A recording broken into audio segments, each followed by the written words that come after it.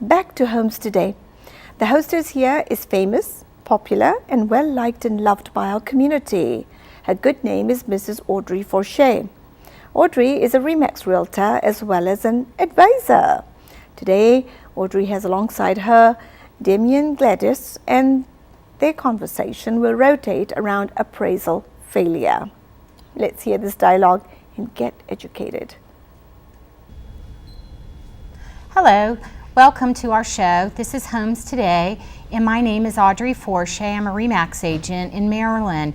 Today we're going to talk about appraisal problems and kind of some failures that happen when we're doing appraisals or we're having them done. So today we have our friend Damien Gladys, who is a licensed appraiser in the local DC metro area. So what do we mean by appraisal failures? That it doesn't come in the value? What do we mean? So thank you for inviting me again to the show. Yes, of course. Good to see you guys again. We're talking about there is misconception out there in the market that you cannot talk to any appraiser. When it comes to the property, you have to stay away. You can ask any questions. I found things wrong. Okay. I think the listing agent, mostly the listing agent, or the borrower, if they wanted to refinance a home, should ask certain questions to the appraiser to make sure if the appraiser is competent to do their appraisal for the home, knows the area, so forth and so on. So there's a few questions that you should ask and should have that in mind before even the appraisal step foot to the house. Yes. Because you don't want it to have after that an appraisal that it's not coming with a value. So we can't, I guess as a listing agent, I assume that the bank and the appraisal management company or the appraiser or whoever has ordered the appraisal has already done the research on the appraiser, and that's not necessarily true, is it? Not necessarily true, no. Okay, and I'm allowed to ask of course, their there are a few information. questions, and I have listed a few of them. There are 10 to 11 critical questions. Number one is like you ask the name and telephone number for the appraiser, which is a very straightforward question. Of course. And you should keep this for reference for the future. Okay. Also. Another question can be if they have a website. Anybody now in our world, I think it's very common to have a website, so you can refer to that website and see if they have any reviews. Okay. If they post information as far as the market goes, pictures where they have been, maybe they have a Facebook account, LinkedIn account. So things like this that you know that this appraiser has been around the market, knows is geographical competent. The other one, another question is what's his license number? Which that can be a little bit intimidating. But right then, when you're asking the appraiser what's his license number, you know you're serious business. Yes. So first he has to know the license number. Yes. Then you have to ask him if he's certified or licensed, also too. So what's the difference between being certified and being licensed? What does that mean? Well, certified, you can licensed appraisers, they can do up to $1 million properties. Okay. And they're more restricted to what appraisers they can do. Okay. Certified, they can do over $1 million property, and also they're more educated, they have more experience to the market. So, and then when the appraisers have their license, are they licensed in individual states, or does that one license cover multiple areas? So since we're in the DC area, if you have a license, does that mean you can go to Maryland, DC, and Virginia in your travels, or do you have to have a license for each one of those areas? Yes, you have to have a license to exercise appraisal in every state. In every state, okay, Yes. all right. So if you have a license in Virginia and exercise in Virginia, that's fine, but if you exercise in Maryland, you have to have a separate license for Maryland. Okay, that's the same as real estate. Okay. So the state issue a license to you, passing certain criteria to carry a license. Okay. So other questions you can ask the appraiser is how long have been appraising? Okay. Which is very also crucial question. Because then you know if it's experienced appraiser. Right. So if he did it for a couple years, then you know he has an experience, but not as much as you wanted to have. And when you're getting your license, don't you have to do so many appraisals to get your license? How many appraisals do you have to do? Well, it's per hours. So to get to the certified, if I can remember correctly, now it's 2,500 hours. Okay. To do the certified, it's a little bit less, I think, if you licensed. But then you're starting as a trainee appraiser. then you go to a licensed appraiser, and then you go to certified, and then you have a higher license, which is the general certified license. They can do also commercial buildings and commercial properties, I should say. So it gets more intense, more experienced appraiser. So there are different kinds of appraisals. Yes. So the commercial is not done the same way as a residential appraisal is done.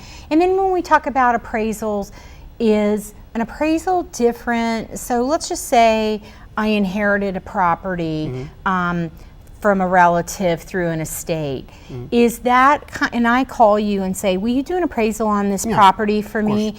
That's going to have a different weight, if you will, than if I'm going to buy a house and making loan application. Are all things equal, or are they a little bit different? They're different scope of work. You're talking about an estate appraisal, which now you're using the general purpose form. It's not the 1004 form that the lenders or Fannie Mae form that they're using. So it's a different form. It's a different scope of work. But they're using the same exactly formulas or information methodologies to come to derive with the value. And then in that same vein, then is if I have an appraisal on a property that, let's say I want to refinance my house, or I want to take money out of my house, and I have an appraiser come and appraise my home, then is that the same kind of an appraisal as the one if I'm buying a house or selling the house? That is, are they different? When is involved for refinancing purposes or buying and selling purposes, is the lender involved? It's the same appraisal. So they're using the same form as 1004. Because then the lender is involved. So when the moment you start, the borrower requires a loan from a bank, then it goes to the process of a lender to AMC. The AMC now distributes the order to the appraisal. So we're using the exactly same form, 1004. We'll call it MC. And then if we're using an appraiser, we want a full-time appraiser. I know that you say licensed, certified, but do you find that you have appraisers that just work part-time and just do appraisals? Yes, of course, yes. With a lot of regulations that appraisers gone through UAD, the Fannie Mae, AMCs, a lot of them involved with the appraisal industry. A lot of appraisers find they need to make living, so they're doing part-time the appraisal, and then they have another full-time work. They do? They might have another full-time work just to support themselves. So. And if I have an appraiser that calls me to appraise one of my properties, I think for me personally, I want to make sure that they are from my local area. And so that is a good question to ask, isn't it? It is, because their AMCs, the appraisal management companies, which distribute the orders to the appraisers, they're going for most likely to the cheapest and fastest appraisal. So in this area, we know that the cost of living is higher. So obviously that to have an appraiser in metropolitan area for the AMCs is not feasible for them to make money. Therefore, they distribute that appraisal, or they engage that appraisal for an appraiser that lives outside the geographical area. So that means he maybe doesn't have an MLS actually access. So if he doesn't have MLS access, how he can come with a value? And that's where is the problems beginning, when you have an appraisal outside the area where your house is listed. Is there a maximum distance from the property that they can go, or are there any real rules for that? They used to have it before. There has to be certain miles from your actually office, where the appraiser's office it is. I don't think that's, I never heard lately, the last year or two, that it's an issue anymore. But it used to be like that, part of the requirements. But I don't see it being enforced as much as it used to be 1-2 years ago. So if an appraiser comes from another state, West Virginia, which is closer here, if you go to Purcellville and pass, Round Hill area, it's West Virginia is right there. So the West Virginia can come down here in Montgomery County also, where you have listings. Then he might not have an access to the local MLS. And might not know the market value of certain, like some neighborhoods sell faster than other neighborhoods and locations and that sort of thing.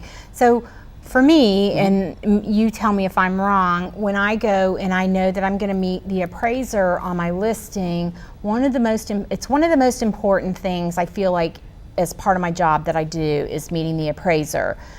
they'll call me, and typically I'm told that they have to have a contact, and usually the listing agent or maybe the owner is the person that gets them in the house.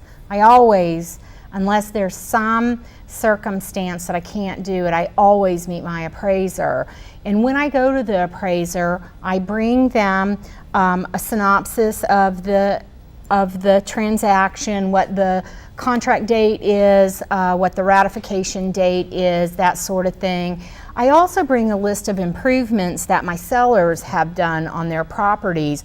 I want to know, I think that it's important that the appraiser might want to know if there's a new roof on the property and what year that was done, new windows, if there's a new kitchen, major upgrades. I don't think you're looking for every light switched or light fixture that was changed out in the house, but I put a value on that and the year that it was done.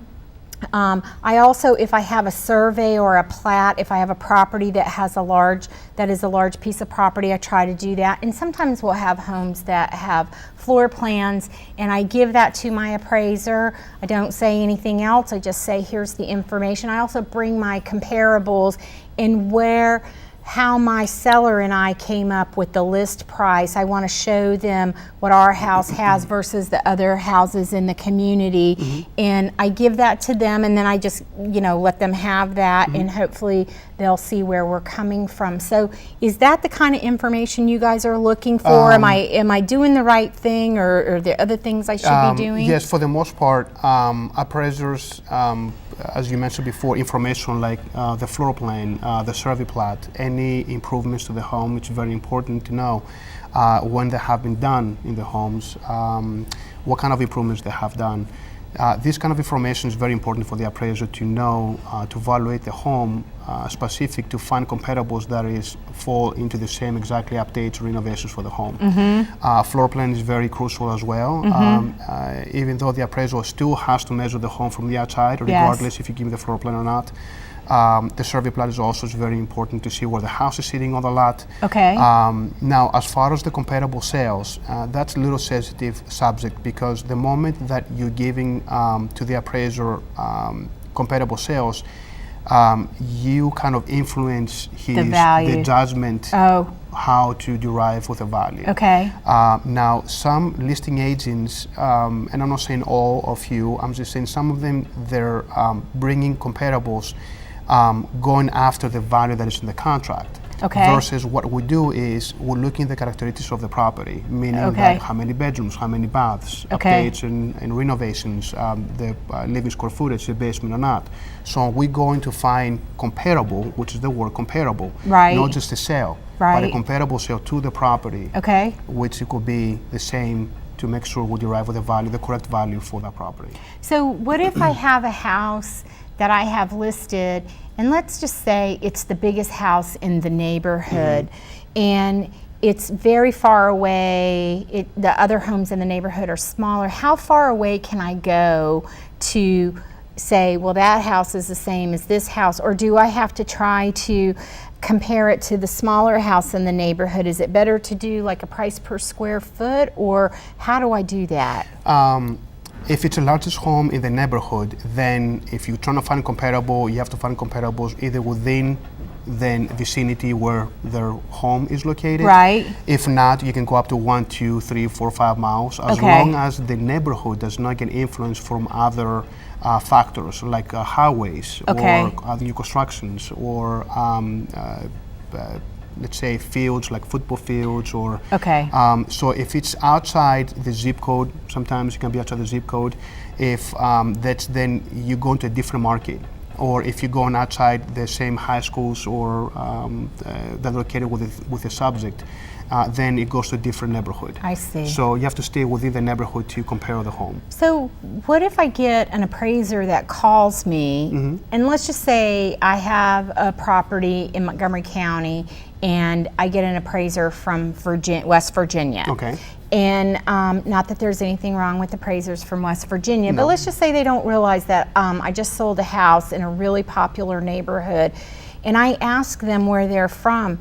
And I think that's too far away. Can I say, I don't want you to be my appraiser, and request a new appraiser? Yes, you can. How do I do that? Well, you ask questions to the appraiser and tell them that, where is the office, and you realize that this office is outside the market area. Okay. You don't feel comfortable that he knows the market that you're in.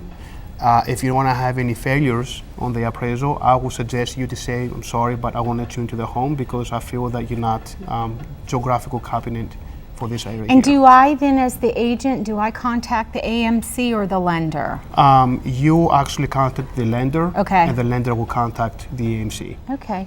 Well, thank you, Damien. It's very helpful information because I always thought you had to do whatever the appraiser said. Thanks again for joining us, and we'll see you next time. Thank you.